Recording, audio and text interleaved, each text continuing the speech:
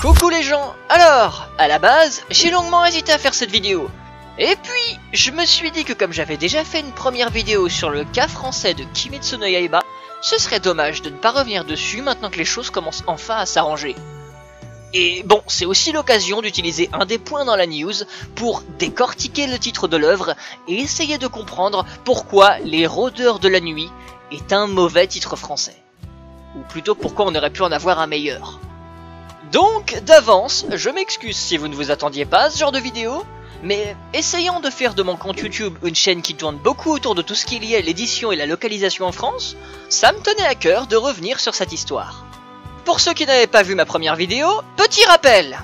Panini Manga avait réussi à obtenir les droits de Kimetsu no Yaiba, œuvre qui commençait à ce moment-là à fonctionner au Japon.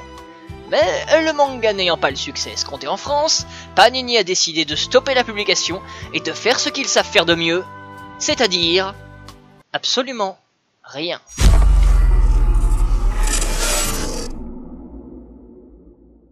Bon, tout ça on le savait déjà, car j'avais déjà abordé cette édition archaïque de Kimetsu no Yaiba en France dans ma première vidéo sur le sujet. Première vidéo que vous avez bien évidemment tous déjà regardée. J'en disais même beaucoup plus sur le sujet et parlais un peu plus en globalité du cas de Panini Manga. Parce que il y en a des trucs à dire sur eux. Donc je vous invite à aller la voir si vous n'avez pas déjà vu cette vidéo. Et puis, même si vous l'avez déjà vu d'ailleurs, allez la voir, mettez des likes, faites-moi des vues putain! Mais, comme dit précédemment, les choses ont enfin commencé à bouger. Un communiqué de presse venant de Panini a été envoyé à des sites et blogs spécialisés pour partager cette information. Au passage, information qui n'a strictement jamais, et je dis bien jamais, été postée sur ne serait-ce qu'un seul réseau social appartenant à Panini. Ah, ils en ratent pas une, hein.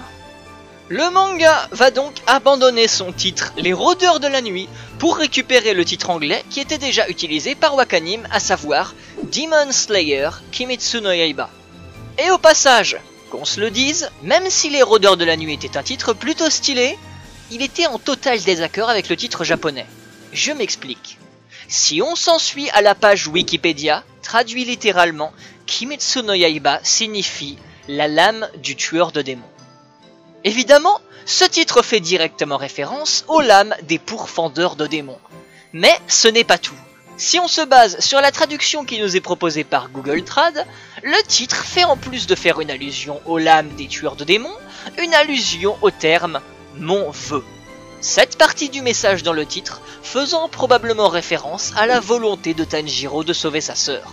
Quant à la traduction française, « Les Rôdeurs de la Nuit », qui est donc le titre du manga, c'est une allusion directe aux démons, car rôdeur est un terme qui désigne quelqu'un qui erre avec des intentions malhonnêtes ou en quête de nourriture. Là où le titre japonais fait plus référence à ce qui permet de tuer les démons et à la volonté de Tanjiro de sauver sa sœur, deux choses qui sont intimement liées dans le manga, le titre français, lui, fait uniquement référence aux démons en eux-mêmes. On se retrouve donc avec un titre qui oralement est plutôt stylé, mais qui perd complètement le double sens à la fois à ce qui permet de tuer les démons et à la fois au vœu de Tanjiro. Alors, selon moi, même si le titre n'avait pas eu l'originalité de faire un double sens similaire au titre japonais, s'il avait avisé pour faire au moins un double sens, ça aurait suffi à sauver les meubles. Je vais donner, donc, pour moi, un exemple que je viens d'inventer pour appuyer mes propos. Admettons que le manga se soit appelé La pourfendeuse de démons. On aurait eu selon moi un titre parfait. Pourquoi, vous allez me dire?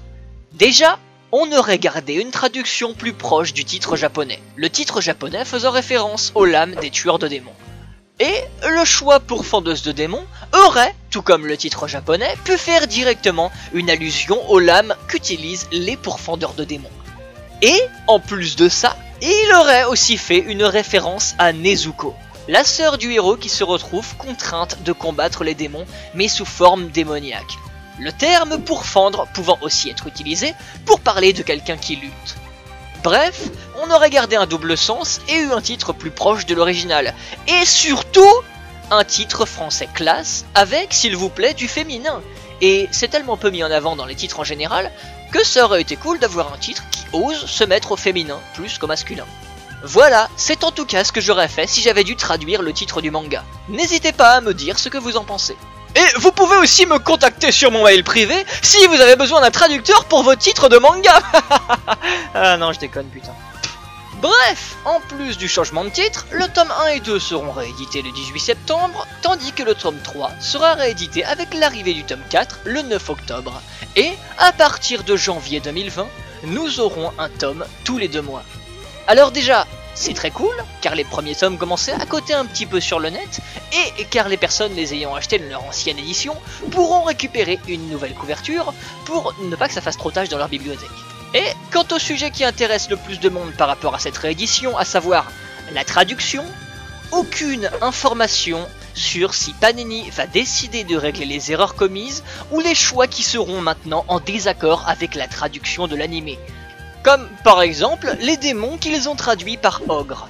Ou alors, mon petit coup de cœur personnel, le terme manga qu'ils ont traduit dans la couverture par bande dessinée. J'en reviens toujours pas de celui-là. Alors, certes, la traduction littérale de manga pourrait être bande dessinée, mais le terme manga est maintenant tellement démocratisé que vouloir le traduire c'est un peu ridicule. De mon point de vue, je les verrais malheureusement bien ne pas changer la traduction ou alors seulement la changer pour les futurs tomes qui seront traduits. Même si ce serait un peu en désaccord du coup avec leur plan de se calquer sur l'anime pour se faire un peu de pub sur son dos comme avec le changement de titre. Dans tous les cas, il faudra attendre pour en avoir le cœur net. Et finalement, quel est l'avis global des gens sur cette histoire? Eh bien, même si en restant dans la twittosphère, j'ai vu beaucoup de personnes très contentes de cette news, quand on va voir la section commentaires de sites spécialisés, c'est un tout petit peu moins la joie.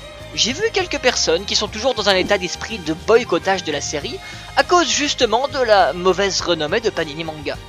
Laissez-moi donc être clair là-dessus. Si vous êtes un fan de Demon Slayer, Kimetsu no Yaiba, vouloir boycotter Panini maintenant qu'ils se sortent enfin les doigts du cul pour respecter les fans, ce serait la décision la plus égoïste et ridicule que vous puissiez avoir. Si vous êtes un fan de Kimetsu et que vous désirez vraiment soutenir cette œuvre, alors les mecs, c'est maintenant ou jamais. Voilà, j'espère que la vidéo vous a plu. La semaine prochaine, vous n'aurez pas de vidéo, car je vais passer la semaine avec des amis et car j'irai à la Japan Expo le vendredi. Si jamais vous me croisez au passage, n'hésitez pas à venir me passer le coucou. Après, attention, j'y vais pas pour faire une rencontre abonnée, hein, et j'y vais surtout pour profiter de bon temps entre amis. Et au passage, comme d'habitude, si vous désirez suivre des super, je parle des miennes, vidéos qui essaient de parler d'édition et de localisation, voire de choses en tout genre, n'hésitez pas à vous abonner à ma chaîne. Bon, et aussi à suivre mon Twitter, hein, c'est annexe mais c'est toujours cool. Sur ce les gens, merci à tous d'avoir suivi cette vidéo, et à la prochaine, ciao.